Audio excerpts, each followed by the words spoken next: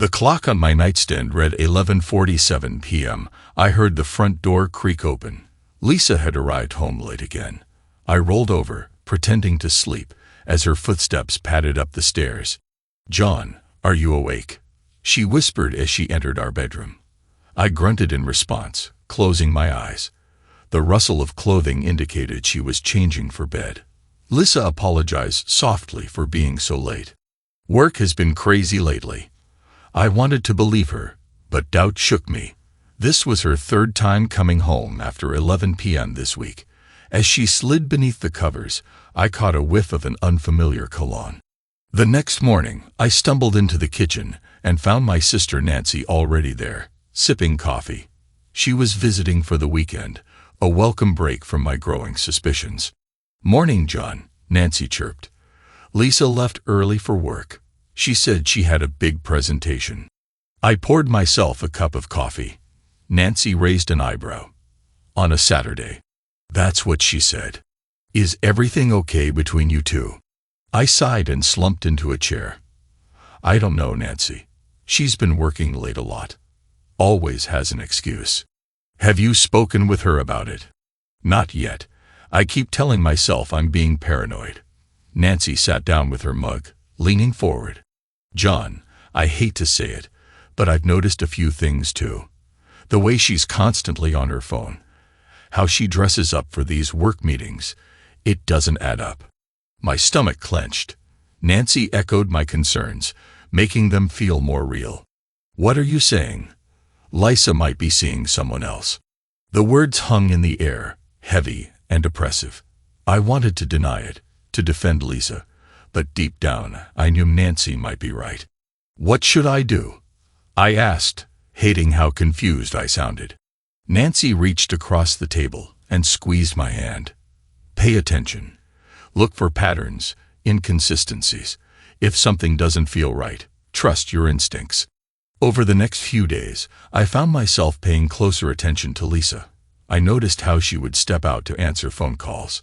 She came home with her hair and makeup perfect, despite claiming to have spent the entire day at work.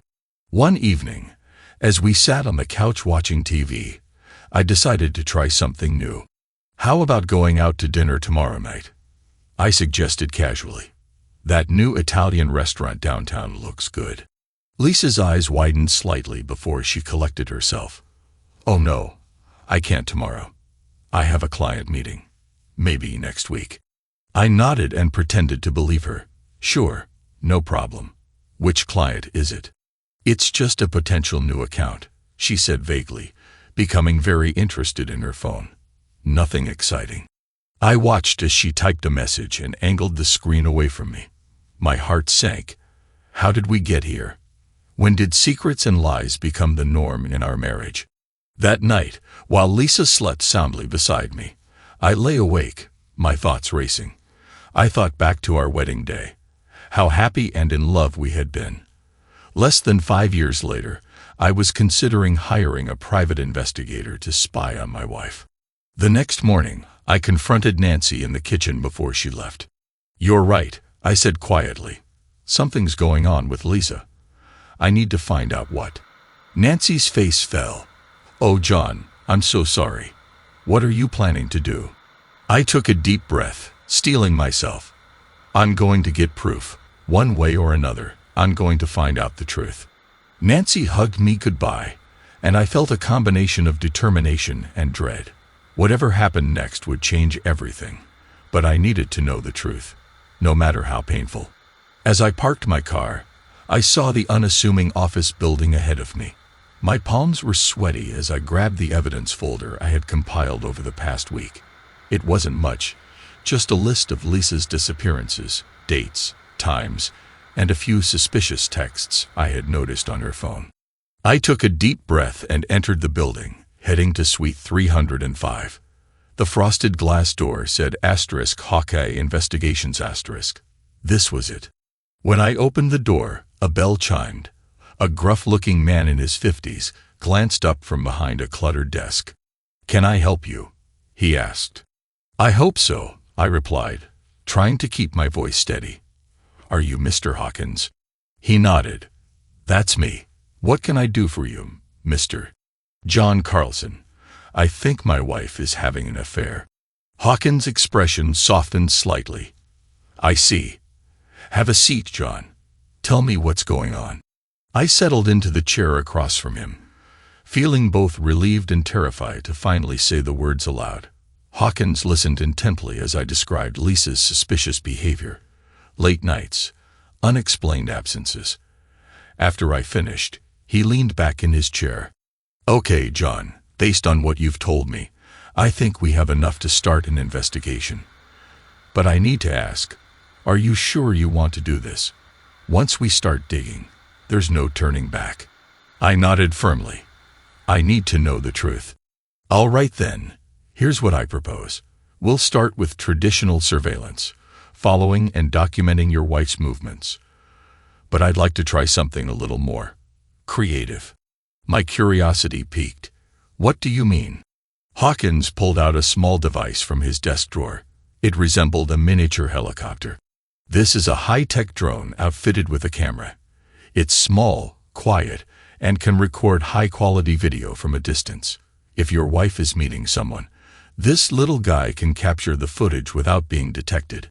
I stared at the drone, a combination of fascination and unease washing over me. Is this legal? In public places, I mean. Yes, Hawkins assured me. We won't use it to look through windows or anything like that. Just to monitor outdoor meetings or hotel entrances. I hesitated for a moment, then nodded. All right, let's do it.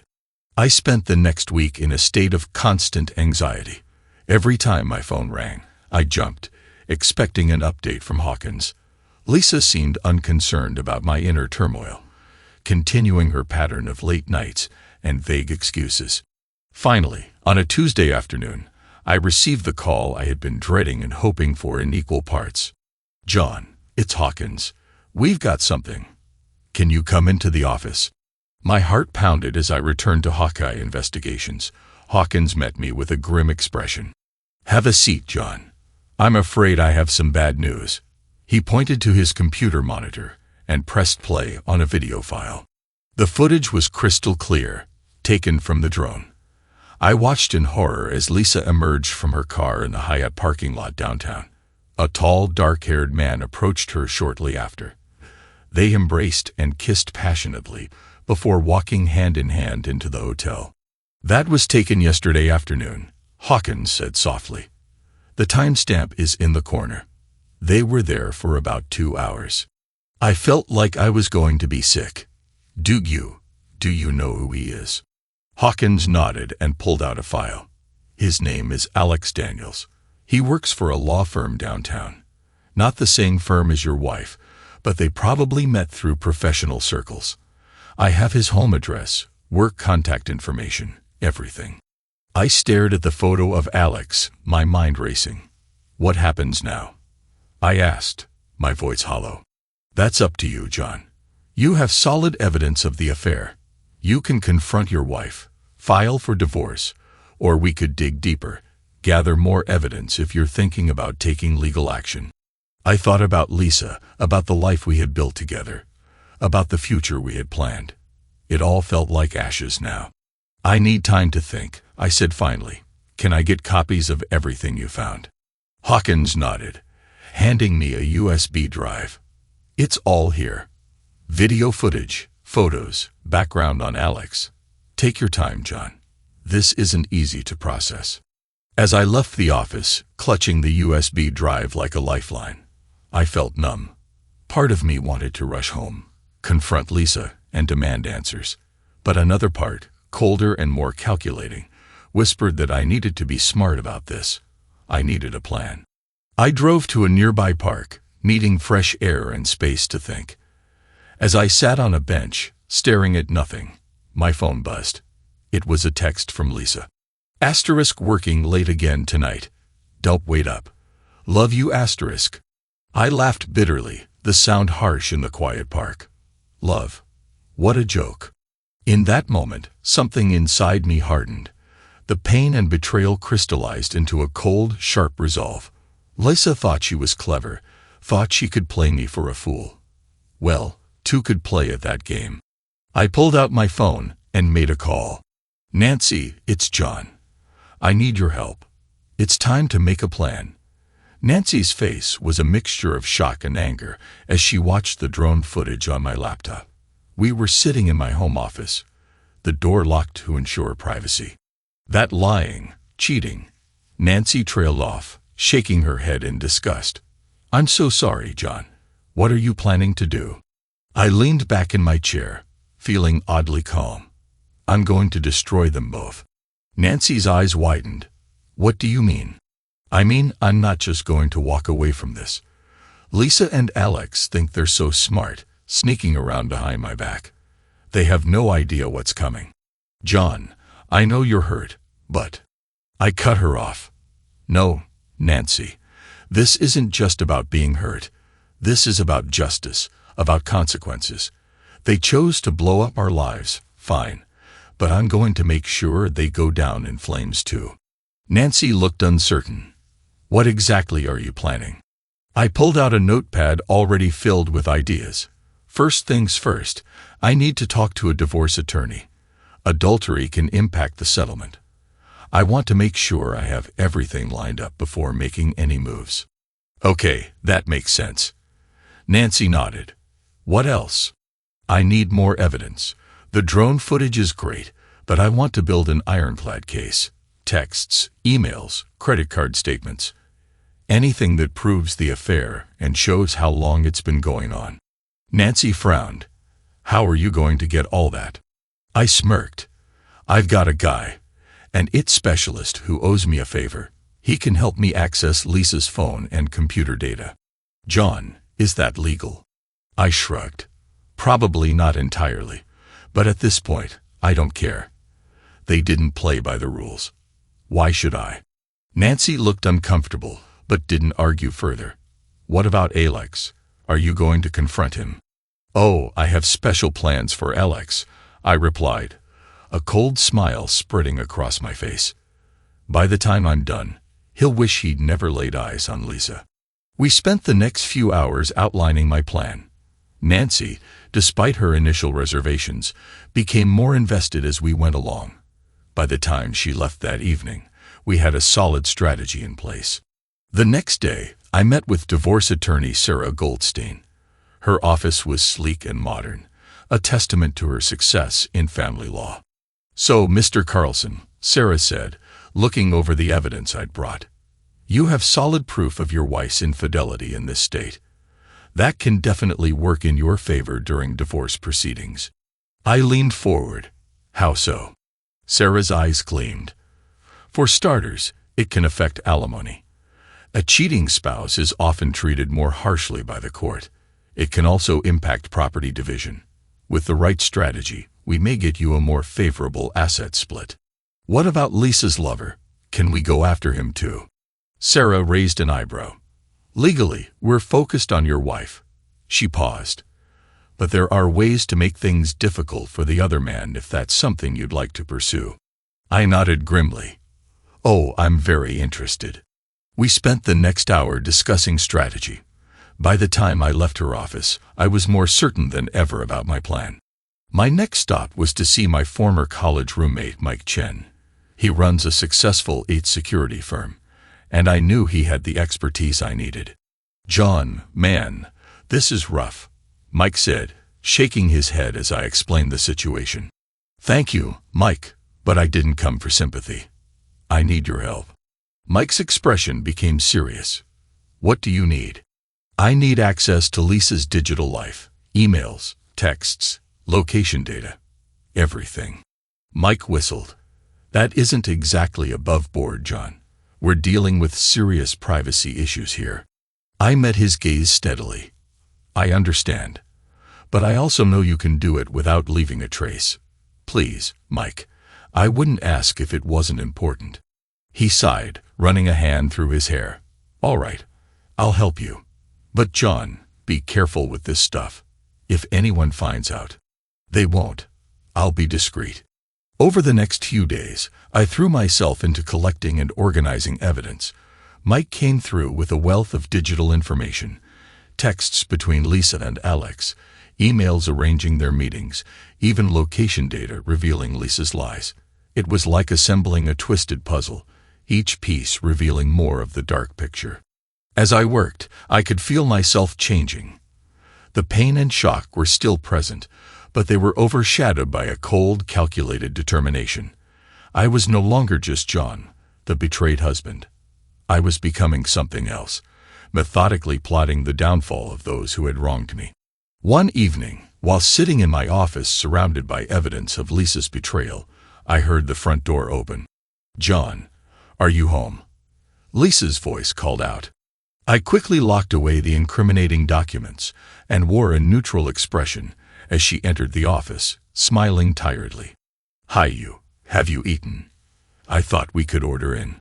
I stood up and approached her. For a moment, I felt a twinge of the love we once had, but then I remembered the drone footage, the texts, and the lies. My resolve hardened. "Sure," I said, kissing her cheek. "Does Thai food sound good to you?" Lisa nodded and went to find the takeout menu, completely unaware of what was coming. Soon, I thought, she'll understand what it's like to have her entire world crash down. I picked up my phone and quickly texted Sarah, my lawyer.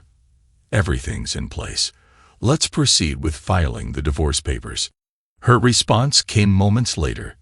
"Understood. I'll have them ready by Monday." "Are you certain about this, John?" I didn't hesitate. "Absolutely. It's time to end this charade." As I put away my phone, I heard Lisa humming in the kitchen, blissfully unaware of the impending storm. I gave myself a small, grim smile. The leather chair creaked as I leaned forward in Sarah Goldstein's office, my hands clenched tightly on her polished desk. "So, are we really doing this?" I inquired, my voice steadier than I felt. Sarah nodded, her face serious. "The divorce papers are ready, John. Once we file, there's no going back. Are you absolutely certain this is what you want?" I took a deep breath, recalling Lisa's betrayal and Alex's smug expression in the drone footage. I've never been more certain of anything in my life.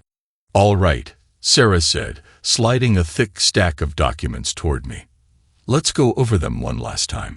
For the next hour, we read through the divorce papers, Sarah explaining each section in detail. Now, given the evidence of adultery, Sarah tapped a specific paragraph. "We're advocating for a more favorable asset distribution. The house, the savings accounts, the majority of them should go to you." I nodded, a grim satisfaction settling into my chest. "Good. How about alimony?" Sarah curled her lips into a small smile. "We have proof. Lisa is unlikely to be awarded much, if anything. The judge is less sympathetic to cheating spouses." "Perfect," I said, then paused. "Sarah, there's one more thing I'd like to discuss." She raised an eyebrow. "What is that?" "Serving the divorce papers. I want to ensure Lisa receives them at a specific time and location." Sarah frowned. "John, we usually use a professional process server. It's more reliable." "I understand, but this is important to me. I want her served at her company's annual gala next week." Sarah replied slowly. "That's unusually specific. Can I ask why?" I met her gaze steadily. "Because I want her to experience the same public humiliation she caused me. I want her perfect little world to come crashing down around her, just like that." Sarah remained silent for a moment, studying me. Finally, she exhaled. "I can't say I approve of the motivation, John. But legally, as long as the papers are served correctly, the when and where don't matter. If this is really what you want." "It is," I replied firmly. "Very well," Sarah nodded. "I'll make the arrangements. Now let's finish going over these documents." As I left Sarah's office an hour later, divorce papers filed and plans in motion, I felt a strange mix of relief and anticipation. The first domino was about to fall. I pulled out my phone, dialing Nancy's number. "Hey, John," she answered on the second ring. "How did it go with the lawyer?" "It's finished," I said, climbing into my car. "The papers are filed. Lisa will be served next week at her company gala."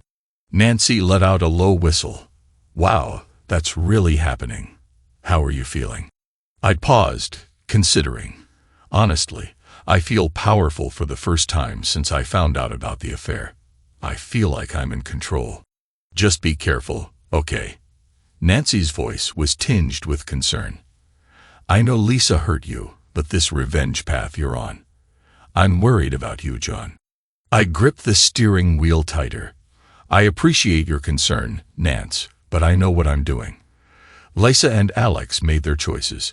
Now they get to live with the consequences. After hanging up with Nancy, I drove to a small cafe across town. As I sipped my coffee, I pulled out my laptop. Logging into the anonymous email account I'd set up, it was time to set the next phase of my plan in motion. I carefully composed an email to Alex's boss, attaching select pieces of evidence of the affair. As I hit send, I felt a surge of dark satisfaction. By this time tomorrow, Alex's comfortable life would be in shambles. Let the games begin, I thought, closing my laptop with a snap. The next morning I woke early, anticipation thrumming through my veins. I knew it wouldn't be long before the bomb I dropped on Alex's workplace exploded. As I sipped my coffee, my burner phone buzzed. It was a text from my contact at Alex's firm, a paralegal I'd befriended during a case last year. Everything's blowing up here, the message read. Boss called emergency meeting. Alex, looks like he's seen a ghost. I smiled into my mug. Keep me posted, I texted back. An hour later, my phone rang. It was Mike, my IT specialist friend.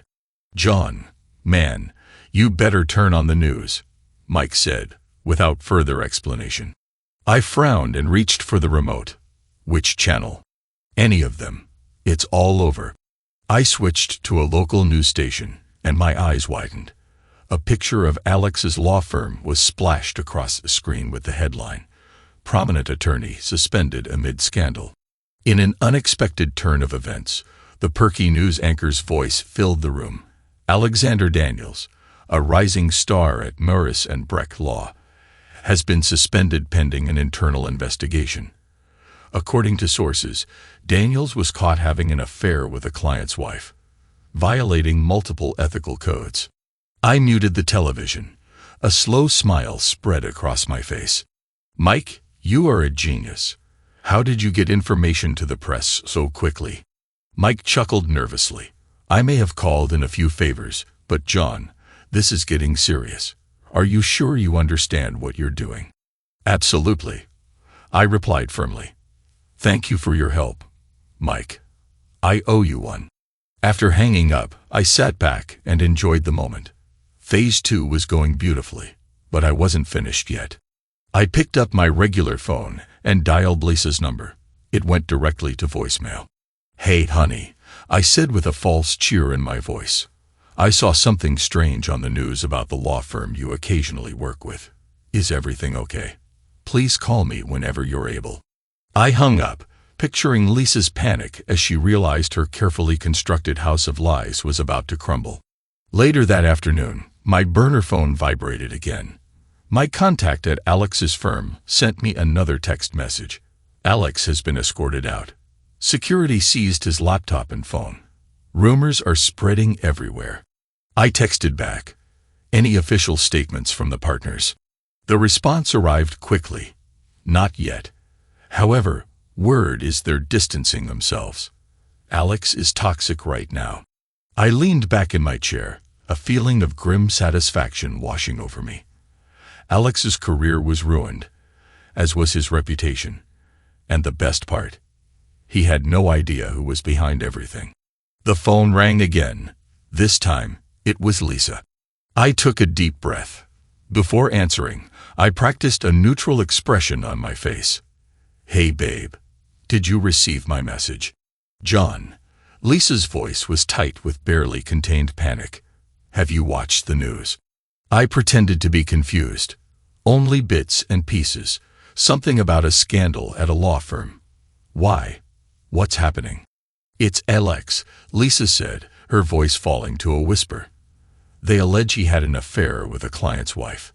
He's been suspended. Wait, I interrupted, letting a hint of suspicion creep into my voice. "Alex? Isn't that the guy you occasionally collaborate with on cases?" There was a prolonged pause. "Yes," Lisa finally admitted. "But John, I swear I had no idea about any of this. I'm as shocked as you are." I held back a bitter laugh. "Oh, how ironic." "Wow," I said instead. "That's really something. Are you okay? Given your professional connections, this must be a stressful situation for you." "I'm fine," Lisa replied quickly. Too quick. "Listen, I might be home later tonight. This mess has caused a lot of problems at the office." "Of course," I spoke smoothly. "Don't worry about me. Take care of whatever needs to be done." I gave myself a moment of pure, vindictive pleasure. Lisa was scrambling as her carefully constructed world of lies began to unravel, and the best was still to come. I picked up my burner phone again and texted Sarah, my divorce attorney. "Everything is on track. Continue with the plan." Sarah responded immediately. "Understood. The process server is briefed and ready for the gala tomorrow night." I smiled as I imagined the scene. Lisa, dressed to impress, playing the role of a successful, happily married woman, only to have her facade shattered in front of her colleagues. As the day went on, I tracked the aftermath of Alex's suspension. There was speculation and gossip all over social media. By evening, Alex's name was trending on Twitter. I scrolled through tweets, each a blow to his reputation. Always knew that guy was slimy. Lawyers behaving badly. So much for ethics. I hope they disbar him. I chuckled darkly at one. Homewrecker alert. If only they knew, I thought. As night fell, I poured myself a glass of scotch, raising it in mock toast. "Here's to you, Alexander. I hope it was worth it." Tomorrow, the final act would begin, and by the end, Lisa and Alex would understand the true meaning of consequences.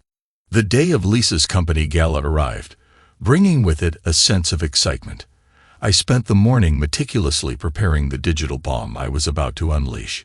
Seated at my computer, I sifted through the mountain of evidence I'd gathered: intimate text messages, incriminating emails, and location data proving Lisa's lies. Each piece was a nail in the coffin of her reputation. I had set up several anonymous social media accounts in preparation for this moment. As I began posting on Facebook, a cold, satisfied feeling settled in my chest. Lisa Carlson, supposedly happily married, sneaking into the Hyatt with a mystery man. Text, cheating wife. Have you ever wondered where your lawyers really spend their billable hours?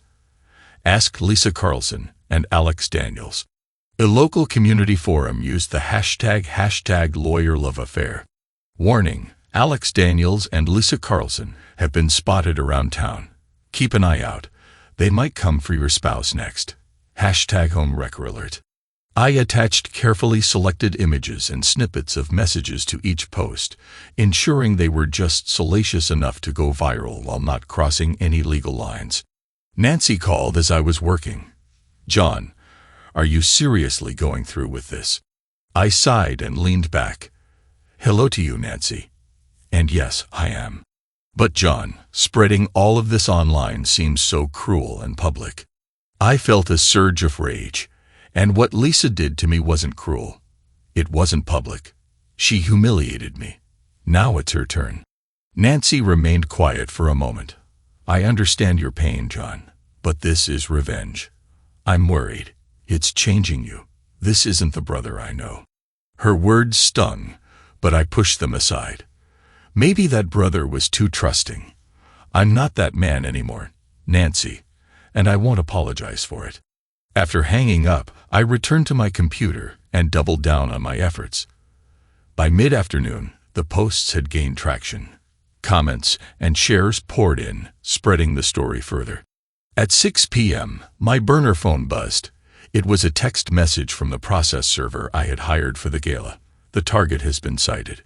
We are proceeding as planned." I took a deep breath, picturing the scene about to unfold. Lisa, dressed to impress, schmoozing with colleagues, blissfully unaware that the bomb was about to go off. An hour later, my regular phone rang. It was Lisa. I let it go to voicemail. Her voice, when it appeared, was shaky and frantic. John, please pick up. Something's happened. I need you.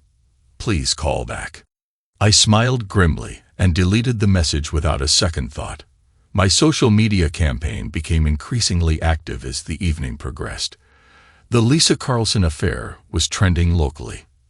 The reactions ranged from stunned disbelief to vicious glee at the scandal. Around 10 p.m., my burner phone vibrated again. This time, it was a string of texts from my contact at Lisa's firm. Lisa received the divorce papers in the middle of her speech. The place went completely silent. Then she burst into tears and ran. Everyone's on their phones now, seeing all the posts. It's a madhouse here. I leaned back, a feeling of grim satisfaction washing over me. Phase 3 was complete. Then there was a pounding on my front door. I tensed, then relaxed when I heard a familiar voice. John, I know you're in there. Open up." It was Alex. I smiled coldly as I walked to the door and opened it. Alex stood there, his usually impeccable appearance in disarray, his eyes wild, his fists clenched at his side. "You," he snarled. "You did it. You've ruined everything." I leaned against the doorframe, adopting a casual posture. "I'm not sure what you're talking about, Alex, but you seem upset. Woman troubles." He lunged forward and grabbed my shirt. "Don't play dumb. The suspension, the social media posts, Lisa getting served at the gala. It was all you." I glanced at his hand on my shirt, then back to his face. "I'd be very careful about your next move, Alex. Assaulting me will look bad on top of everything else, won't it?" He released me, stepping back. "Why?" he demanded. "Why go through all this trouble?" I dropped all pretenses of casualness and stood straight. "Because you and Lisa thought you could play me for a fool. You thought you could destroy my life and walk away unscathed. Consider this a lesson in consequences." Alex's face twisted. "You've ruined us. My career, Lisa's reputation, it's all gone." I shrugged, unmoved. "You both made your decisions. Now you get to live with them. I'd like you to leave, Alex, before I call the cops and add trespassing to your growing list of problems." As Alex turned to leave, his shoulders slumped in defeat. I felt a twinge of something, perhaps not regret, but a realization of the magnitude of what I'd done. I pushed the feeling away. It was too late for second thoughts now. I closed the door and leaned against it, listening as Alex's car started and drove away. It was finished. My revenge was complete. As I walked back to my study, my phone buzzed again. Sarah had texted me. "The divorce papers have been served successfully. Are you okay?" I stared at the message for a long time before responding. "I'm fine. It's finally over." But as I sat in the quiet of my study, surrounded by the digital remnants of my revenge plot, I couldn't help but wonder if it was finally over. Where did I go from here? The courthouse loomed before me, its stone facade a silent witness to the many battles fought within its walls. Today, it would testify to mine. I straightened my tie and looked at Sarah, my divorce attorney, as we ascended the stairs. "Are you ready for this, John?" Sarah asked, her briefcase swinging by her side. I nodded, a grim smile playing across my lips. "I've been prepared for months. Let's finish this." As we entered the courtroom, I saw Lisa for the first time since serving her with the divorce papers. She sat at the defendant's table, her normally polished demeanor marred by dark circles under her eyes and a slight tremor in her hands. Alex sat behind her, his face a mask of concern. Our gazes met across the room, and I caught a glimpse of the woman I once loved. Then her gaze hardened, and she turned away. The bailiff's voice rang out. "All rise, the Honorable Judge Caroline Hendricks presiding." Sarah leaned in close as we stood together. "Remember, let me do the talking. Unless the judge specifically addresses you, we've got this." I nodded and took my seat as Judge Hendricks started the proceedings. We're here today to hear the divorce case of John Carlson and Lisa Carlson, the judge stated, her tone crisp and authoritative. I understand the plaintiff is claiming adultery as grounds for divorce. Is this correct, Mrs. Goldstein? Sarah stood. Yes, Your Honor, and we have substantial evidence to back up this claim. Lisa's attorney, a sharp-looking woman in her 50s, jumped in. Your Honor, my client acknowledges her indiscretion, but contends that Mr. Carlson's subsequent actions constitute a form of harassment. Judge Hendricks held up a hand, silencing her. We'll get to that, Mrs. Puttle. For now, let's review the evidence of adultery. For the next hour, I watched as Sarah methodically presented our case. The drone footage, text messages, credit card statements, all laid bare for the court to see. With each piece of evidence, Lisa seemed to shrink further into her chair. When it was Lisa's turn to speak, she stood on shaky legs. Your Honor, I made a horrible mistake. I know that. But what John has done since finding out, the public humiliation, the destruction of my career and Alex's, is beyond cruel. I felt a flare of anger at her words before I could stop myself. Cruel. You want to talk about cruel, Lisa? How about lying to my face for months? How about making me look like a fool in front of everyone we know? Mr. Carlson, Judge Hendricks warned, please refrain from speaking out of turn. I nodded, chastened, but still seething. My apologies, Your Honor. The judge turned back to Lisa. Mrs. Carlson, while I sympathize with your current situation, the evidence of your infidelity is overwhelming. And unfortunately for you, we are in a fault divorce state. Your actions will have consequences in terms of the settlement. Lisa's face crumpled, and she sank back into her chair. Her attorney stood ready to argue, but Judge Hendricks waved her off. Save your breath, Mrs. Patel. I've made my decision. Given the circumstances, I'm awarding Mr. Carlson the house and the majority of the shared savings accounts. Mrs. Carlson, you'll be responsible for your own legal fees, and no alimony will be awarded. I couldn't help the smile that spread across my face. Sarah squeezed my arm in silent congratulations as the judge continued outlining the terms of the divorce. I glanced over at Alex. He sat there, a look of utter defeat on his face. Good, I thought. It's about time he realized the cost of his actions. Just as the judge was about to adjourn, Sarah stood up. Your Honor, there's one more matter we'd like to address.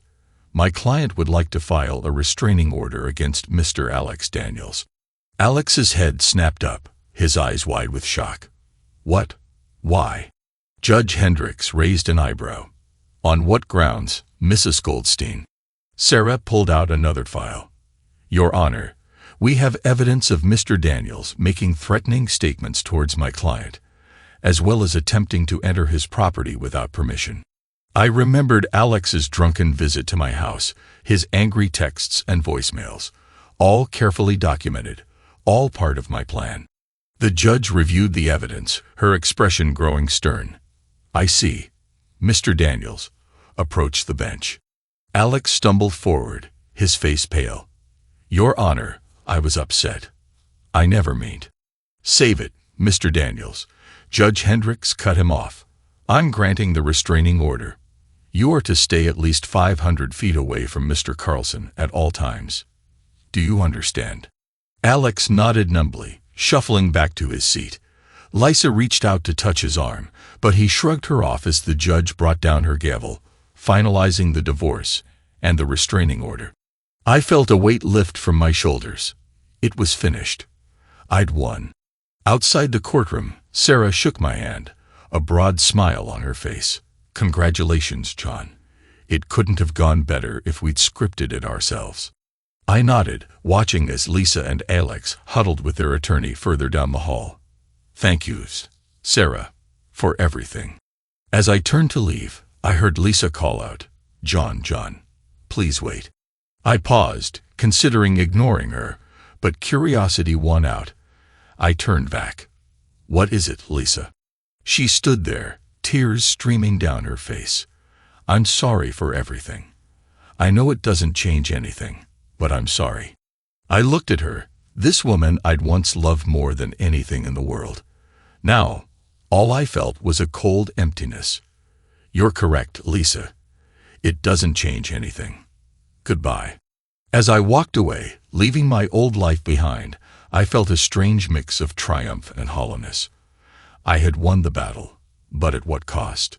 The thought nagged at me as I left the courthouse, stepping into the bright sunlight of a new chapter in my life. Weeks passed, and I found myself unable to let go of my obsession with Lisa and Alex's downfall. I'd won, yes, but I needed to see the full extent of their ruin. One rainy afternoon, I drove to the seedier part of town where I knew Lisa had been forced to relocate. The apartment building was a far cry from our spacious suburban home, its paint peeling and gutters overflowing. I parked across the street, watching as Lisa trudged up the steps laden with grocery bags. She looked different, smaller somehow, her designer clothes replaced by worn jeans and a faded sweater. As if sensing my presence, she glanced up, her eyes meeting mine through the car window. For a moment, we just stared at each other. Then she shook her head and disappeared into the building. My phone vibrated. It was Nancy. "John, where are you? I've been trying to reach you all day." I sighed, starting the car. "I'm just running some errands." "What's up?" Nancy's voice was tight with concern. "I'm worried about you, John. This obsession with Lisa and Alex, it's not healthy. Have you thought about talking to someone?" I pulled away from the curb, heading towards downtown. "I'm fine, Nancy. I'm just tying up loose ends." "Loose ends? John, the divorce is final. It's over. You need to move on."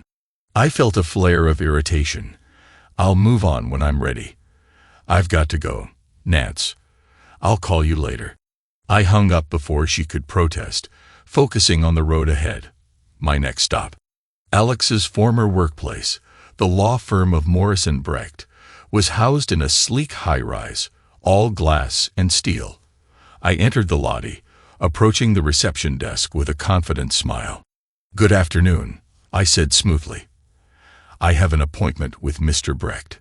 The receptionist, a young man with a skeptical expression, raised an eyebrow. "Your name, sir?" "John Carlson." He tapped at his computer, then frowned. "I'm sorry, Mr. Carlson, but I don't see any appointment for you today." Feigning surprise, I said, "No, that's odd. I'm sure Mr. Brecht's assistant scheduled it. Something about discussing the Daniel situation." At the mention of Alex's name, the receptionist's eyes widened slightly. He lowered his voice. "Ah, I see. Let me call up to Mr. Brecht's office." As he made the call, I glanced around the lobby. Alex's face used to smile down from the rising stars wall. Now his photo was conspicuously absent. The receptionist hung up, looking flustered. "Mr. Brecht will see you, Mr. Carlson. 15th floor, at the end of the hall." As I walked towards the elevators, I nodded my thanks and hid a smirk. Sometimes, a little misdirection goes a long way. Mr. Brecht, a distinguished man in his 60s, stood as I entered his office. "Mr. Carlson, I must say, this is highly unusual. We don't typically talk about former employees." I sat across from him, maintaining an air of calm authority. "I understand, Mr. Brecht, but given the unique circumstances surrounding Mr. Daniel's departure, I thought it best to follow up, for closure. You understand." Brecht's expression softened slightly. "Yes, the affair. It's such a nasty business. I assume you are the wronged husband." I nodded solemnly. "I am. And I hope you understand, I'm not here to cause trouble. I just want to make sure Mr. Daniels doesn't make the same mistakes again." Brecht leaned back in his chair, studying me. "Well, Mr. Carlson, I can assure you, Alex Daniels is no longer associated with this firm. His actions were a clear violation of our ethical standards, not to mention a PR nightmare. And his future as a lawyer?" I prodded gently. Brecht sighed. "Off the record, the man is radioactive. No reputable firm will even consider working with him. Last I heard, he was working as a paralegal at a strip mall. A spectacular fall from grace, wouldn't you say? I allowed myself a small smile. Indeed. Thanks for your time, Mr. Brecht. You've been very helpful. As I left the office, I experienced a surge of satisfaction. Alex's promising career, which he had been so proud of, was in tatters. He would never recover from this. Not fully. My phone vibrated again. Nancy sent another text. "John, please call me. I'm very worried about you." I ignored it. Instead, I thought about my next step. Tonight, the community center was hosting a meeting to discuss recent neighborhood events. I suspected Lisa and Alex would come up in conversation. I slipped into the back of the community center just as the meeting was starting. The room was crowded with familiar faces from around town. "Now we'll move on to the next item of business," the committee chair announced. "We have received some concerns about certain individuals in our community, specifically Lisa Carlson and Alex Daniels." A murmur spread through the crowd. I sank lower in my seat and listened intently. "I don't want them around my children," a woman spoke up. "What type of example are they setting?" Another man chimed in. "I heard Alex lost his job. Good riddance, I say. We don't need people like that in our neighborhood." Lisa, an older woman, added, her voice dripping with disdain, parading around as if she's done nothing wrong. "Some people are incredibly bold." I listened as the conversation devolved into a series of judgments and condemnations. Part of me reveled in it, knowing Lisa and Alex were facing the consequences of their decisions. But there was another part of me, one I tried to ignore, that felt a twinge of something. Guilt, maybe. I left the meeting, those conflicting emotions swirling within me. I'd accomplished what I set out to do. Lisa and Alex were ruined. Their lives were torn apart in the same way mine had been. So why didn't I feel the satisfaction I expected? I drove home silently. Nancy's ignored messages weighed on my mind as I pulled into the driveway. Despite everything I'd done and the pain I'd caused Lisa and Alex, I still didn't feel complete. I didn't feel healed. For the first time since this all started, I wondered if my quest for vengeance had cost me more than I'd anticipated. As I stood on my new home's deck, I could hear the waves crashing against the shore. The salty air whipped around me, sweeping away the last remnants of my old life. After months of meticulous planning and ruthless execution, I had finally accomplished it. I had relocated to a remote coastal town, away from the chaos and pain of my past. The house, perched on a cliff overlooking the ocean, exceeded my expectations. A fresh start, a clean slate. The crunch of gravel snapped me out of my reverie. Nancy's car pulled up, and I watched my sister emerge. Her face was a mix of emotions: concern, worry, and relief. "John," she called out, shielding her eyes from the sun. "This is the place." I managed a small smile. "Come up, Nance. The view's even better from here." Nancy joined me on the deck, and I could tell she was studying me, trying to gauge my mood. After a moment, she spoke. "So, this is it? Your grand escape?" I turned to face her. "This isn't an escape, Nancy. This is a new beginning." Nancy sighed, leaning against the railing. "John, we need to talk. About what happened. About what you did." I felt the familiar surge of defensiveness. "What I did? You mean getting justice? Making sure Lisa and Alex paid for what they did to me? Is that what you're calling it?" Nancy's voice was soft, but her words hit hard. "Because from where I stand, it looks like revenge." I turned away, staring out at the vast ocean. "You don't understand, Nancy. You weren't there. You didn't feel the humiliation, the betrayal." "You're right," Nancy interrupted. "I wasn't there, but I'm here now. And I'm watching my brother abandon everything he used to believe in. The John I knew would never have gone to such lengths." Her words hung in the air, full of a truth I wasn't ready to face. "They deserved it," I explained, though even to my own ears, the words rang hollow. Nancy placed a hand on my arm. Did they deserve to have their lives and reputations ruined? to be ostracized by their community. I pulled away from her touch. They made their choices, Nancy. They knew the risks. And what about your choices, John? Nancy pressed. What about the risks you took? Nancy, what do you want from me? An apology? Remorse? Because I'm not sorry. I'd do it all again in a heartbeat. Nancy's eyes filled with tears. Would you really? Look me in the eye and tell me this. Has your crusade made you happy? Do you feel whole again? I opened my mouth to argue, but the words wouldn't come. Deep down, I knew she was right. The victory I'd achieved felt hollow. The satisfaction was fleeting. I don't know how to let go, I confessed quietly. Anger and bitterness. It's all I have left. Nancy's expression softened. No, John, it's not all you have left. You've got me. You've got this beautiful new home. You've got a chance at a fresh start, but you have to be willing to take it. We stood in silence for a long time, the sound of the waves filling the space between us. Finally, I spoke. I'm not sure if I can forgive them, Nancy. I'm not sure if I want to. I'm not asking you to forgive them, Nancy said gently.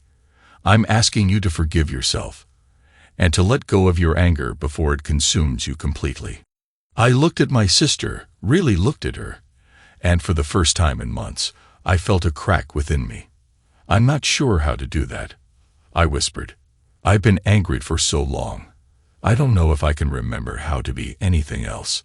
Nancy wrapped her arms around me, and I leaned into her embrace. John, this is a process. It won't happen overnight, but you've taken the first step by admitting it. We stood there for a while, the ocean breeze whipping around us. Finally, I pulled back, wiping my eyes. So what happens now? I asked, feeling lost. Nancy smiled softly. Now you show me around this amazing new house of yours, and maybe we talk about getting you some help. A therapist, maybe. I nodded slowly. Yeah, maybe. But first, let me give you the grand tour. As we walked through the house, I found myself opening up to Nancy more than I had in months. We talked about the divorce, about the aftermath, about the hollowness I'd been feeling despite my supposed victory. You know, Nancy said as we settled in the living room with cups of coffee, it's okay to admit that what you did was wrong, even if you felt justified at the time. I stared into my cup, watching the steam rise. I know, it's just, I was so hurt, so angry. I wanted them to feel what I felt. And did it work? Nancy asked gently. Did hurting them heal your pain? I shook my head, feeling a weight lift as I'd finally admitted the truth. No. If anything, it made things worse. I thought I'd feel better after they were ruined, but instead I feel empty. Nancy reached out and squeezed my hand. That's because revenge doesn't heal wounds, John. It only creates new ones. We sat in silence for a moment, the sound of the waves providing a soothing background to our conversation.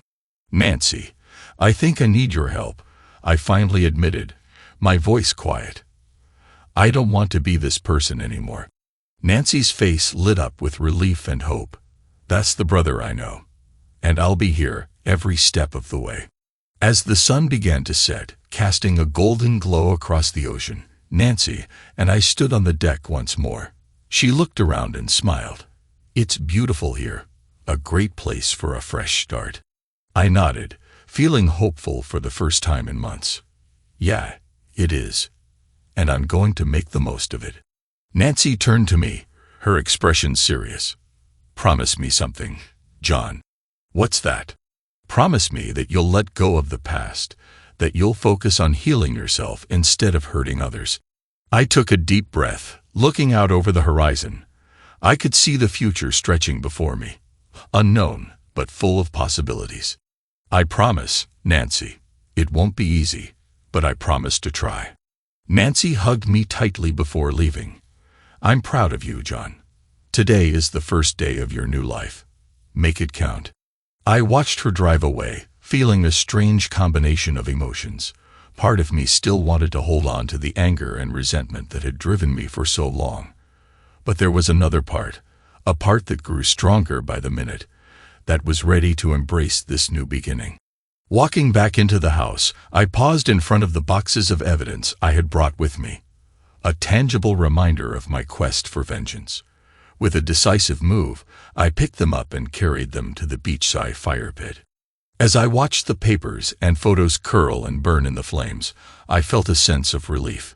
It was not forgiveness. Not yet, but it was a start. The sun set below the horizon, transforming the sky into brilliant shades of orange and pink. I stood there watching as the last of the evidence was reduced to ash and carried away by the ocean breeze. Here's the next story.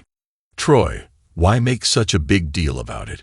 Randolph is not my favorite. It wasn't particularly great, and it was just a mistake. I've been a married mother for 10 years. Give me a break, for heaven's sake. It was only one time. It's certainly not worth getting divorced over. Think about how a divorce would affect your relationship with our daughter. Just go relax somewhere. We can speak later. I'd been dismissed. Her words kept echoing in my ears. It was only one time. Isn't everything that happens once important? I did not feel like arguing with her. Actually, I didn't feel much after my wife confessed her alleged one-time affair with her boss. I left to think about what I should do. She called me as I was leaving. Troy, do you want me to wait for you so that we can continue our conversation? No, Constance, I'm not sure when or if I'll be back. Good grief. What's with the melodrama? It was only one time. We've been intimate hundreds of times. Put on your big boy pants and acknowledge that you're overreacting. I quietly exited, even though I would have preferred something to help me solve my problem. I wanted my mind to be as sharp as possible because I wanted my retaliation to be severe. For 3 days, I stayed in a motel without answering the phone or informing anyone about my whereabouts or activities. It was time for me to take action. Constance awoke in strange surroundings with her mind in a fog. She realized she'd been drugged. She looked around the old basement. Stone walls, cold, dark, damp, and moldy. It smelled like wet dog. There were no windows, only one door, and it was closed. A single light bulb hung from a cord in the center of the ceiling. There was an empty chair across from her. She was sitting in a similar chair. There was no additional furniture in the room. Her feet were taped to the chair's legs, and her wrists were taped to its arms. She was freezing. Constance had no idea who had kidnapped her or why. There was no significant amount of money in the house. Neither she nor her husband worked in jobs that involved governmental or industrial secrets. She briefly considered Troy, but quickly dismissed the idea. He would never be this cruel. She wondered if he'd received a ransom note for her. Then she considered whether Troy would pay it. Suddenly, she heard a man scream from another part of the basement. Her first guess was that Troy was being tortured. But for what? Nothing made sense. Constance attempted to escape her bonds, but her efforts were futile. All she could do was shiver and wait.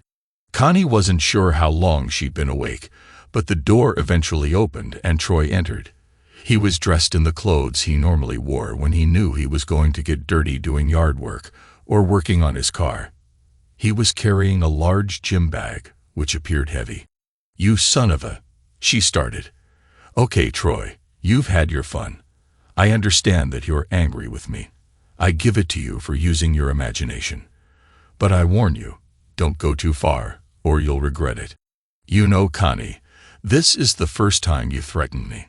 Obviously, events that occur for the first time don't matter much to you. That's what I want to talk about. I presume I have your attention. I remembered the first time I saw you at the student grill. You were with your boyfriend at the time. I fell in love with you at first glance. I thought that was very significant. I spent a lot of time, effort, and money wooing you before asking you to marry me. I had never asked a girl to marry me before. I was on top of the world. I don't remember much from the wedding. I was too excited when you agreed to be my wife, a wife who agreed to be with me, for richer or poorer, in sickness and health, and most importantly, to abandon all others. I'm sure it was the first time either of us promised to be faithful to another person for as long as we lived. That evening, I felt the most anxious I'd ever been. No man had ever cherished his wife more. That's what I wanted to do with you. I heard every single sound you made. I noted every movement your body made in response to my touches. I shared that moment with the first woman I ever truly loved. I couldn't believe my luck. Soon, we had our first home. We became parents to our first and only child.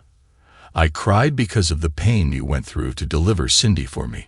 Your inability to have more children didn't matter as much as your health and the beautiful girl we created. That was the first and only time we created another human being. I think we did well. We spent the next few years focusing on Cindy's first smile, her first word, her first step, her first tinkle in the potty, and so on. Every day, it seemed like she was experiencing something new. Every day, I hurried home from work to see what new developmental milestone she had reached. Those were the happiest years of our marriage for me. I agree, Troy, and we can have happy moments again. Allow me to show you how much I appreciate everything you've done for me and our daughter. I will not tell anyone. I ignored her comments. I remember your initial promotion, your first night working late, finally, your first work trip with your boss, where you cheated for the first time. When I learned what you had done, I had a first. My heart was broken for the first time. I wasn't sure what to do. I was in a place I never expected to be. I was alone for the first time since our marriage. I'm still here for you, Troy. You don't need to do anything but let me go. Let you go. Troy, I promise to make things right. I am going to quit my job. I'll sue Randolph for harassment. I will do anything you ask to make things right. Make things right? You can't just undo this. It's not like a bent nail that can be hammered back into shape and used again. Then I'll let you get even. I give you permission to be with anyone you want, and I won't hold it against you. How about that? When I do something wrong in response to you doing something wrong, it doesn't make things right. It just means we both did something wrong. It worries me that you wouldn't hold it against me if I was with another woman.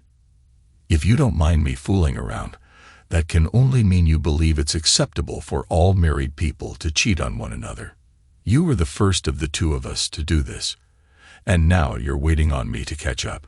Once I've done that, you can go again with another man. No. I just want to get things back to how they were in our marriage before I made that stupid mistake. I don't believe it was an error. I believe you and your boss have been sneaking around for quite some time. The only mistake you really think you made was getting caught. Troy, how could you believe such nonsense? Randolph said it was easy. What? When did you talk to him? Just a little while ago.